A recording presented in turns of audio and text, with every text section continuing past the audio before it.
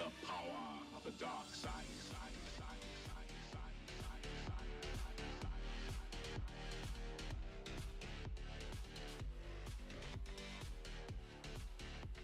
What's up guys, Mr. Goldsworthy here back, and we're gonna defeat the High Lord Wolnir. I think is how you pronounce it. That's the next boss.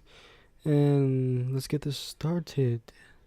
Alright, starting at the Catacombs of Carthus, I believe is what it's called, and it's also called that for the bonfire as well. You just go down this path. There's this giant ball of skeletons, so be careful. And as soon as it runs past you like that, just run with it. Try to go as closely as possible because it will turn around and get you, and this is what happens to me right here. And it kind of hurts your health a lot. So you just go through the left over here and be careful. There's one of those skeleton robe dudes. I don't know what they're called. You just run past him. At least I did. Just to show you guys where to go. So just run past him and go through this doorway, and then you go through these caves, and then there's gonna be another one to your left, and then turn to the right.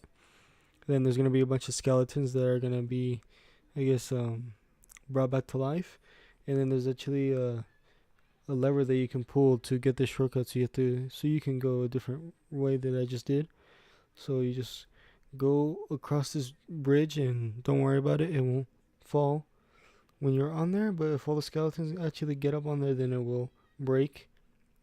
Just go through here, and then the door is right in front of you to open to get to the boss, and you actually touch the skull that's in there, and the boss will commence after the cutscene. Alright, once you actually go through the door and you touch the actual skull, it'll begin a cutscene. Like the skull will actually have black stuff coming out of it. So I'm gonna show you guys right here what happens. I don't think I'm gonna show you guys the cutscene. I'm not sure, but you touch the skull, and it'll like start spewing out black goo or stuff. I don't know. It's weird, and it'll actually teleport you to the boss. So see, there's all that goo stuff. It's weird.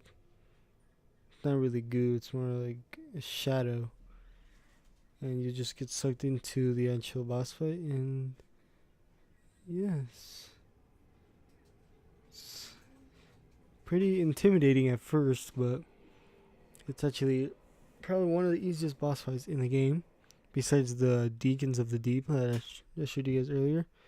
And so you actually go up to this, and he'll actually be right there. Be careful though, because this boss fight could be pretty intimidating.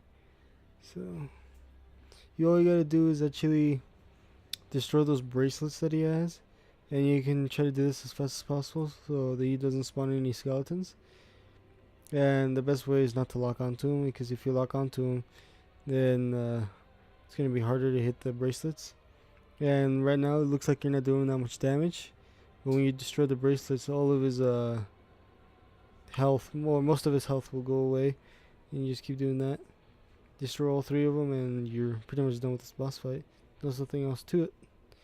And just try to avoid all those skeletons, and you'll be just fine. And don't stay too close to him, because that fog behind him will actually hurt you really bad.